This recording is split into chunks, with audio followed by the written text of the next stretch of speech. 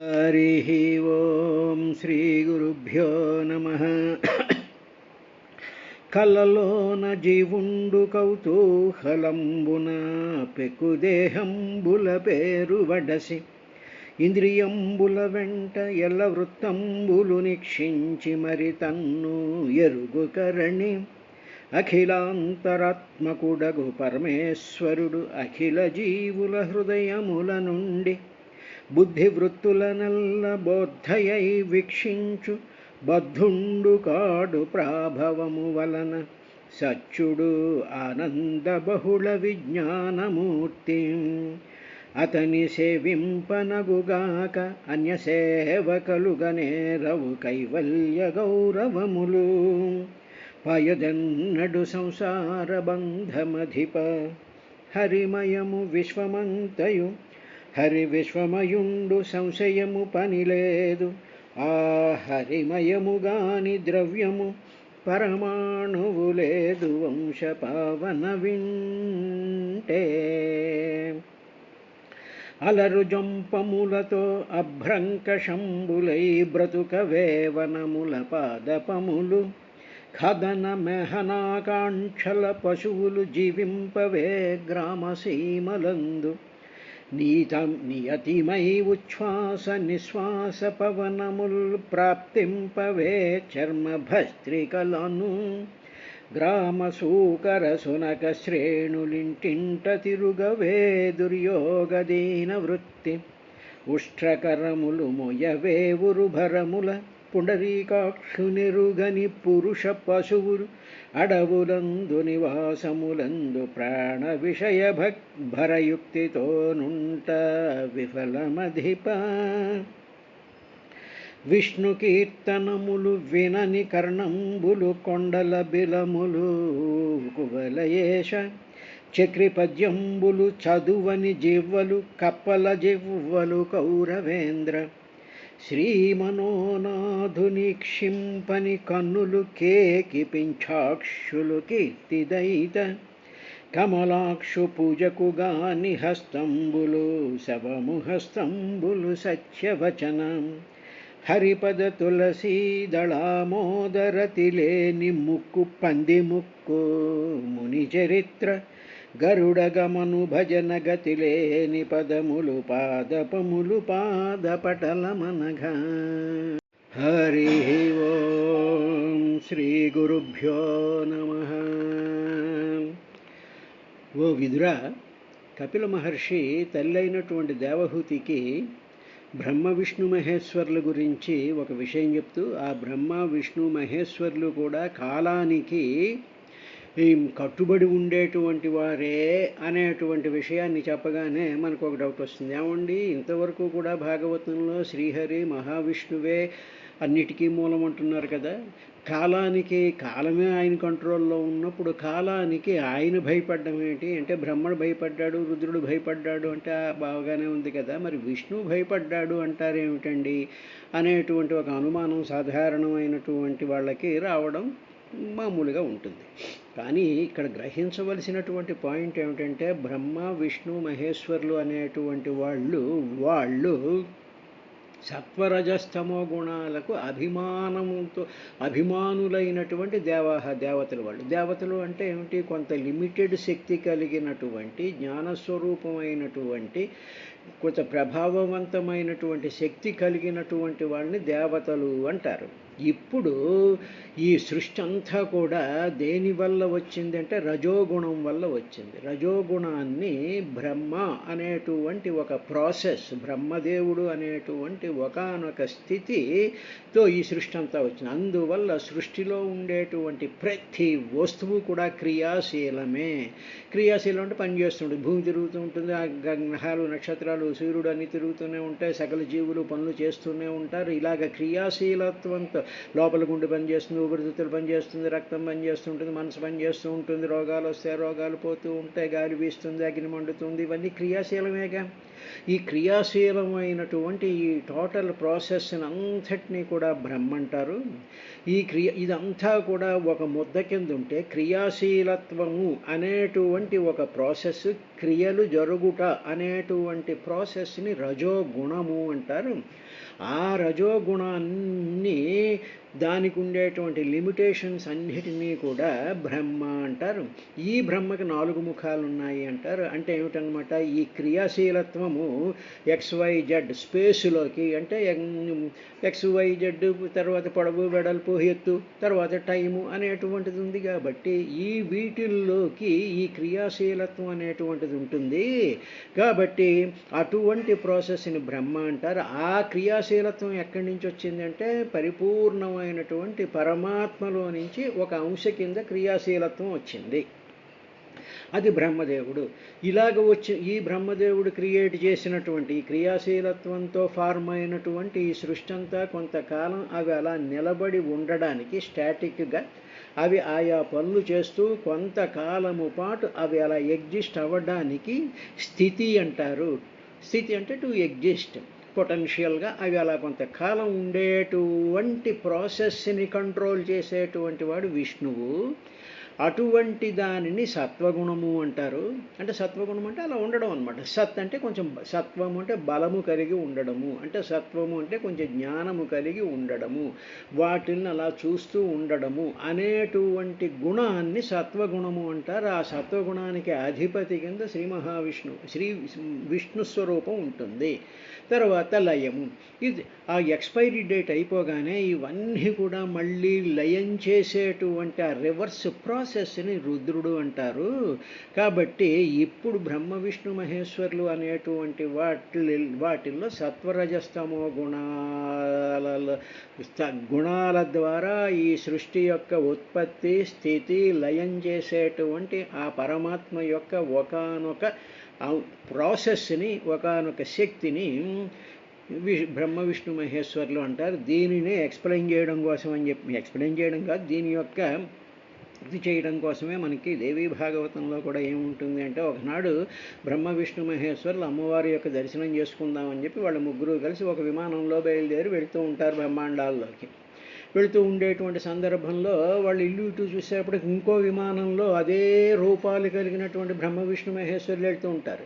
ఇలా చూసేటప్పటికి ఎక్కడి నుంచి వెళ్తున్నాం, అలాగే వేలాది మంది బ్రహ్మ విష్ణు మహేశ్వరులు విమానాలు ఎక్కి అమ్మవారి యొక్క దర్శనానికి వెళుతూ ఉంటే ఈ బ్రహ్మగారికి, అంటే మనల్ని సృష్టించినటువంటి బ్రహ్మగారికి అనుమానం వచ్చి, అదేమిటి మనలాగే ఉన్నారేమిటి, వాళ్ళు మనలాగే ఉన్నారు, వాళ్ళు బ్రహ్మ విష్ణు మహేశ్వరుల రూపాల్లో ఉన్నారేమిటి అంటే, అందువల్ల అంటే ఏమిటన్నమాట, ప్రతి బ్రహ్మాండానికి ఒక బ్రహ్మ, ఒక విష్ణువు, ఒక రుద్రుడు ఉంటారు అనేటువంటి విషయం చెప్పడం కోసమే ఇప్పుడు ఆ పరమేశ్వరి ఆ అమ్మవారి స్వరూపం ఏమిటంటే పరమాత్మ.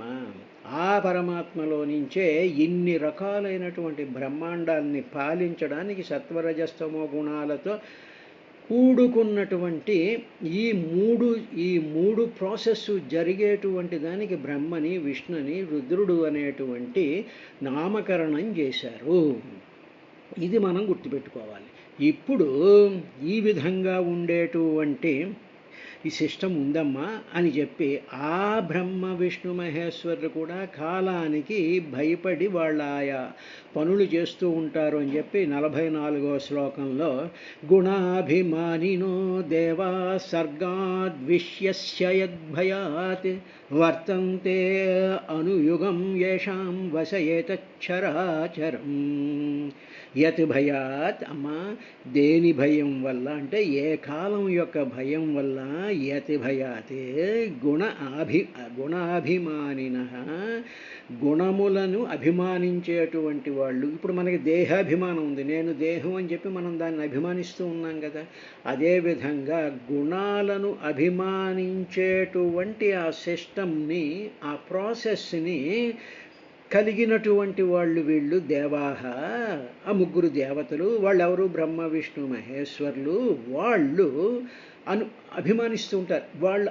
మనం ఇప్పుడు నేను నా దేహం అని చెప్పి నా దేహాన్ని నేను అభిమానిస్తాను. నేను దేహాన్ని, నేను మనసుని, నేను ఆలోచనల్ని, నేను వ్యక్తిత్వాన్ని అని చెప్పి మనం అభిమానిస్తున్నాం కదా, దేహాభిమానము అంటాం కదా. అదేవిధంగా బ్రహ్మగారు రజోభిమాని, విష్ణుగారు సత్వాభిమాని, రుద్రుడు లయాభిమాని, అంటే తమోభిమాని, తమో గుణం ఆయనకు ఉంటుంది, సాత్విక గుణం విష్ణు గారు ఉంటుంది, బ్రహ్మగారికి ఈ గుణం ఉంటుంది. కాబట్టి గుణ అభిమానిన, వాళ్ళు గుణాభిమానులమ్మా. దేవాహ, వాళ్ళు దేవతలు, అంటే కొంత శక్తి కలిగినటువంటి వాళ్ళే బ్రహ్మ విష్ణు మహేశ్వరులు. వాళ్ళు అనుయుగం అంటే ప్రతి కల్పంలోనూ, అంటే బ్రహ్మగారి యొక్క మొత్తం ప్రతి ఒక్కొక్క రోజులోనూ కూడా అస్య ఈ జగత్తుకి సర్గ ఆదిషు, సర్గ అంటే సృష్టించడం, ప్రతి బ్రహ్మకల్పంలోనూ కూడా సృష్టిస్తూ ఉంటారు. బ్రహ్మగారు సృష్టిస్తారు, విష్ణువు గారు దాన్ని కాసేపు ఉంచుతారు, ఆ తర్వాత టైం అయిపోగానే లయం రుద్రుడు గారు చేస్తూ ఉంటారు. కాబట్టి ఈ విధంగా సృష్టి స్థితి లయాలు అస్య సర్గ ఆదిషు అంటే సృష్టి మొదలైనటువంటివి వర్తంతే చేస్తూ ఉన్నారో వాళ్ళని తరువాత ఏతతే ఇలా సృష్టింపబడినటువంటి ఈ ఏతత్ అంటే ఈ చర అచరం, కదిలేటువంటివి కదలనటువంటివి, అంటే స్థావరమైనటువంటి జంగమాత్మకమైనటువంటి ఈ జగత్ ఏషాం వశే, ఏషాం అంటే ఎవరి అని అర్థం అన్నమాట. ఎవరి వశంలో ఇవన్నీ ఉన్నాయి అంటే సత్వరజస్తమ గుణాభిమానులైనటువంటి బ్రహ్మ విష్ణు మహేశ్వరులు. తరువాత వాళ్ళు ప్రతి బ్రహ్మకల్పంలోనూ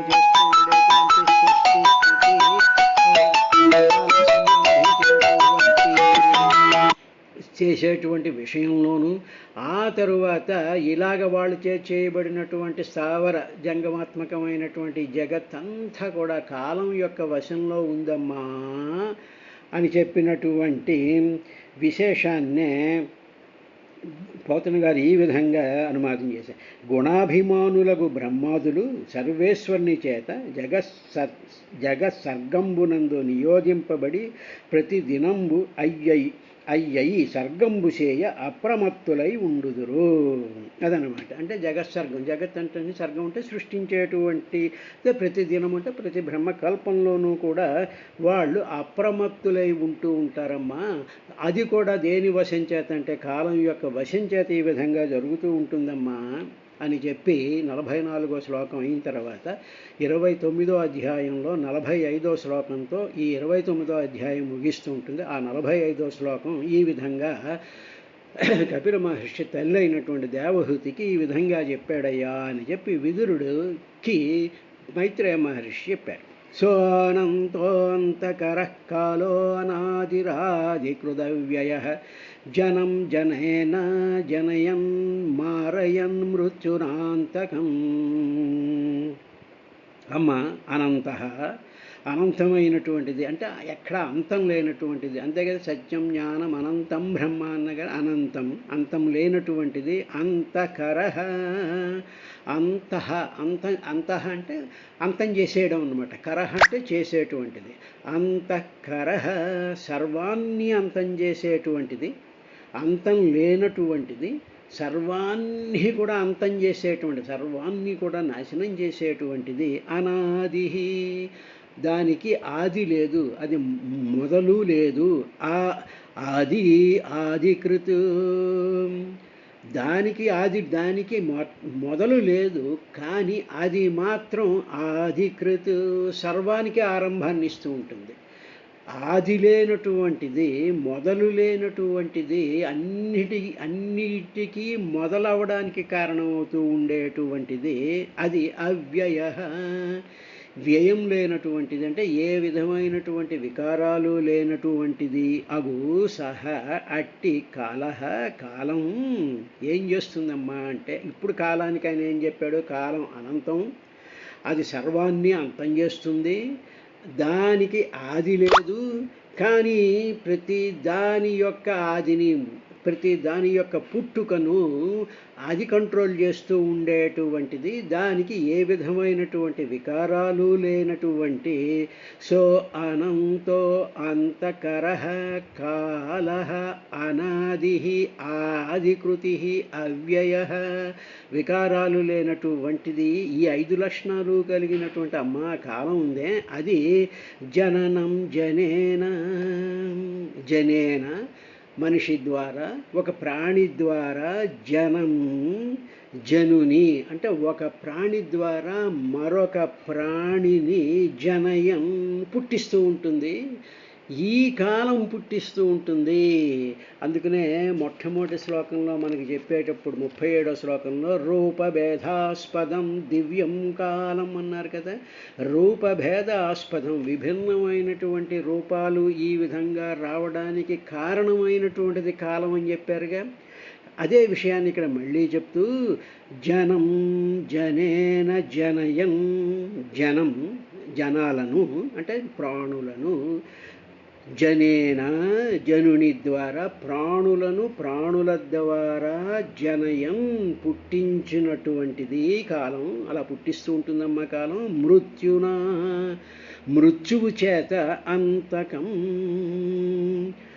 మృత్యువు ద్వారా మృత్యువుని కూడా చంపించేటువంటిది. అంటే మృత్యువుకి అధిపతి అయినటువంటి మృత్యుదేవత అయినటువంటి యముణ్ణి కూడా మృత్యు స్వరూపం కింద మింగేస్తూ ఉంటుంది. బ్రహ్మదేవుడినే మింగేసినప్పుడు బ్రహ్మదేవుడి చేత కల్పించబడినటువంటి కాలుడంతా ఆఫ్టర్ ఆల్. కాబట్టి మృత్యువుని కూడా మృత్యువు చేసేటువంటిదమ్మా కాలం అన్నారు. అందువల్ల కాలం యొక్క ఏం చెప్పారని అనంత అంతకర అనాది ఆదికృత్ అవ్యయ జనుని జనయం మృత్యునా అంతకం మారయం, చంపించేస్తూ ఉంటుందమ్మా అని చెప్పి ఆ కాలం యొక్క గొప్పతనాన్ని, ఆ కాలం యొక్క వివిధమైనటువంటి aspects, the different aspects of time అద్భుతంగా మనకి 37వ శ్లోకం నుంచి 45వ శ్లోకం వరకు కూడా తెల్లైనటువంటి దేవహూతికి ఆయన కాలస్వరూపం గురించి చెప్తూ ఉన్నాడు. తరువాత ఇక్కడ మృత్యువు ద్వారా చంపించేటువంటిది అంటే ఏమిటన్నమాట, ఇతర జంతువులు, ఇప్పుడు పులి ఉందనుకోండి, పులి ఏం చేస్తుంది, ఆ లేడీని చంపించేస్తుంది, ఆ పులిని ఇంకొకటి చంపేస్తూ ఉంటుంది. అంటే మృత్యువు ద్వారా, లేడీకి పులి మృత్యువు, పులికి ఇంకొకటి మృత్యువు.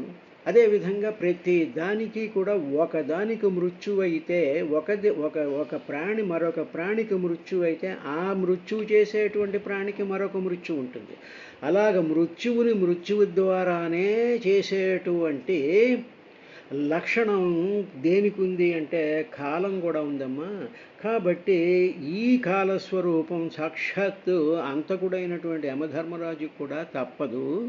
అందువల్ల ఇటువంటి కాల స్వరూపుడైనటువంటి శ్రీ మహావిష్ణువుని నిరంతరము కూడా భక్తుడైనటువంటి వాడు, సాధకుడైనటువంటి వాడు అంతకుముందు అమ్మా నేను చెప్పినట్టుగా సర్వాంగాలలోనూ కూడా ఆ పరమాత్మ యొక్క ధ్యానం చేయాలి, ఆ పరమాత్మ యొక్క స్తోత్రపారాయణ చేయాలి, ఆ పరమాత్మ యొక్క అనేక రకాలైనటువంటి ఆ నామాలలో ఉండేటువంటి అర్థాలను, భావాలను, దాని యొక్క అనుభూతిని నిరంతరము కూడా పారాయణ చేస్తూ దాని ద్వారా కాలానికి కూడా భయపడనటువంటి స్థితి, దుఃఖాలకి సుఖాలకి భయపడనటువంటి ఒకానొక స్థైర్యంగా ఉండేటువంటి స్థితి అలవడుతుందమ్మా అని చెప్పి 29వ అధ్యాయంలో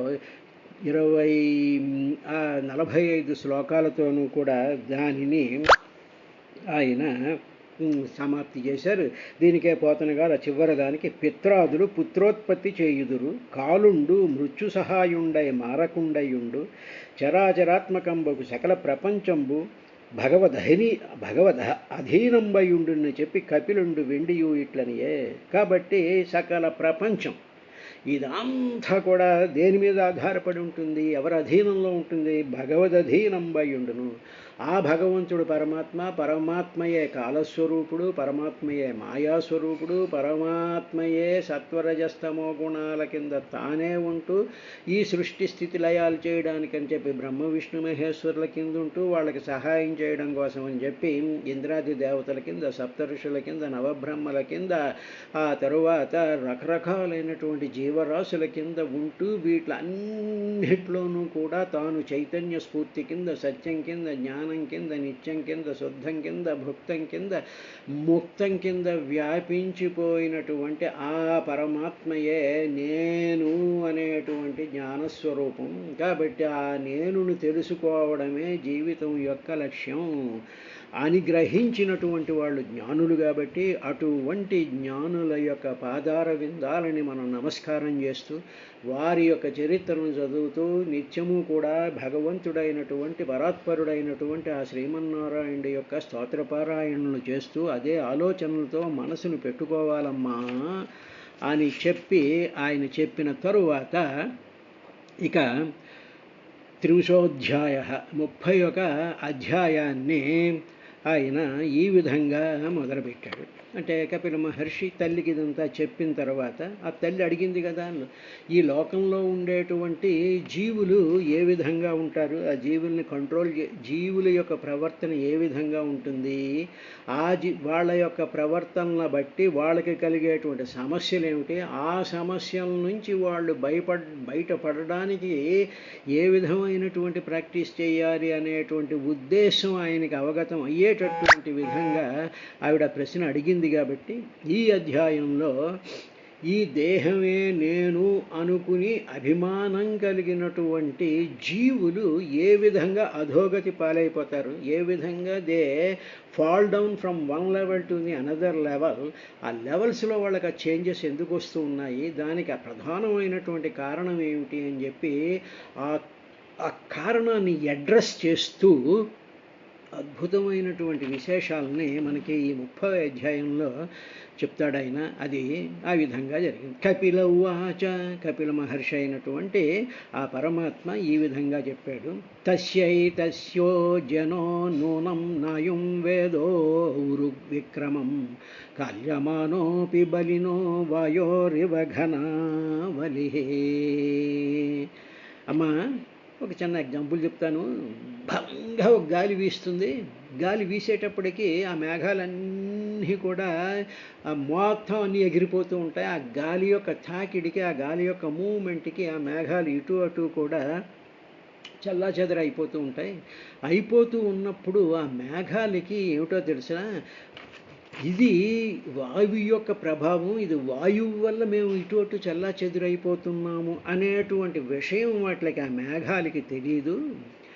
అదేవిధంగా ఈ కాలం ఉందే, ఇంకా కాలం గురించి ఆయన జీవుల మీద కాలం యొక్క ప్రవర్తన ఎలా ఉంటుంది అనేటువంటి విషయాన్ని చెప్పుకుంటూ వస్తున్నాడు. అదేవిధంగా ఈ కాలం అనేటువంటి ప్రచండమైనటువంటి వాయువు ఈ జీవుల్ని సంసార చక్రం, ఆకాశంలో ఈ మేఘాలన్నింటినీ వాయువు యొక్క ప్రచండమైనటువంటి వేగంతో వాయువులన్నీ కూడా ఏ విధంగా అయితే చల్లా చెదరైపోయి అలా వ్యాపించిపోతూ ఉంటాయో, అదేవిధంగా ఈ కాలం అనేటువంటి ఈ ప్రచండమైనటువంటి వేగంతో కూడుకున్నటువంటి ఈ కాలము ఈ జీవుణ్ణి సంసారం అనేటువంటి ఆకాశంలో ఆ స్పేస్లో గిరగిరా తిప్పి పీడించేస్తూ ఉంటుందమ్మా. కాబట్టి అలా పీడిస్తూ ఉన్నప్పుడు ఈ జీవుడికి తను మాత్రం కాలప్రవాహం నన్ను ఇలా తిప్పుతోంది అనేటువంటి విషయం మాత్రం వాడికి తెలియటం లేదు. Is unaware of the importance, the influence of time on his life అనేటువంటి ఒకానొక స్థితిలో ఉంటాడమ్మా. ఇది నిశ్చయం ఇది అన్నాడు. అంటే ఏమిటన్నమాట, ఇప్పుడు కపిల మహర్షి చెప్పదలుచుకున్నది ఏమిటి అంటే, కాలం యొక్క ప్రభావం జీవుడు గ్రహించటం లేదు, కాలం యొక్క వీడికి స్పృహ ఉండటం లేదు. దీనికి కారణం ఏమిటంటే, కాలం ఏం చేస్తుంది అంటే, ఈ మనిషిని ఉదాహరణకి కాలం ఉందనుకోండి, కాలం మామూలు ఎగ్జాంపుల్ చెప్పాలనుకోండి, కాలం ఉందనుకోండి, కాలం ఏం చేస్తూ ఉంటుంది, పొద్దున్నే నిద్ర లేపుతుంది. వీడేమనుకుంటాడు, దేహాభిమానం కలిగినట్టు నేను నిద్ర లేస్తున్నాను అనుకుంటాడు. కానీ నిన్ను నిద్ర లేపేటువంటిది కాలం.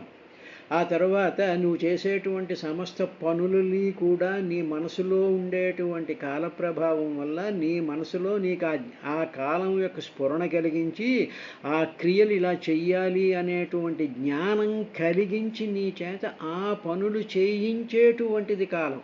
అందుకనే అన్నీ కూడా భగవంతుడే చేయిస్తూ ఉన్నాడు అని. ఇప్పుడు భగవంతుడిని పక్కన పెట్టి ఇప్పుడు భగవంతుడిని కాలం ద్వారా ఆయన ఎక్స్ప్లెయిన్ చేస్తూ కాలమే నీ చేత అన్ని పనులు చేయిస్తోంది. కానీ మనం ఏమనుకుంటామంటే నేను చేస్తున్నానండి అంటూ ఉంటాం. నేను లేచానండి, నేను పడుతూ అనుకున్నాను, నేను కాఫీ తాగాను, నేను వంటుండాను, నేను బట్టలు మార్చుకున్నాను, నేను మాట్లాడుతున్నాను, నేను చదువుతున్నాను, నేను చెప్తున్నాను, నేను ఉద్యోగం చేస్తున్నాను అనేటువంటి ఫీలింగ్లో మనిషి ఉండిపోతూ ఉన్నాడమ్మా. కానీ ఇవన్నీ చేయిస్తూ ఉండేటువంటిది కాలము అనేటువంటి విషయం ఈ జీవుడు ఏ జీవుడికి కూడా తెలియటం లేదు. ఏ విధంగా అంటే ఆకాశంలో కదిలేటువంటి మేఘాలకి తమ యొక్క కదలికకు కారణం కాలం యొక్క ప్రచండమైనటువంటి వేగం అని వాటికి ఏ విధంగా తెలియదో అదేవిధంగా ఈ జీవులకి కాలం అనేటువంటిది సంసారంలో గిరగిరా తిప్పి పాడేస్తోంది అనేటువంటి విషయం తెలియటం లేదు అని చెప్పి ఆ జీవుల యొక్క అజ్ఞానాన్ని ఈ విధంగా ఆయన బయటపెట్టారు. తస్య జనో నూనం నయం న అయం వేద ఉరు విక్రమం కాల్యమానోపి బలినో వయోరివఘనావలి.